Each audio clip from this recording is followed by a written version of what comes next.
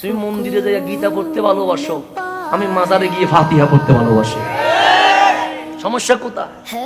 তোমার মন্দির ভালো লাগে, আমার শাহজালাল ভালো লাগে। কথা ঠিক না? তোমার কাছে রোজার পূজা এক মনে হয়, আমার কাছে কোরআনের বাইরে কোনোটাকে হক মনে হয় না। তোমারটা নিয়ে তুমি থাকো না, আমার সমস্যা কি? তুমি যদি প্রসাদ খায়া আরাম পাও, তুমি প্রসাদ খাও, আমরা বিরিয়ানি খাই আরাম লাগে। বিরিয়ানি দেখে তোমার মাথা গরম হয় কেন? তুমি যে প্রসাদ খাচ্ছ, আমি তো কোনো কিছু বলি নাকি? কথা ঠিক না? আমি তো তোমাকে বলি নাই যে খেতে পারবা না, খাও না। কালকে প্রমাণ হবে তোমার গীতাই বাঁচাবে না আমার নবী বাঁচাবে।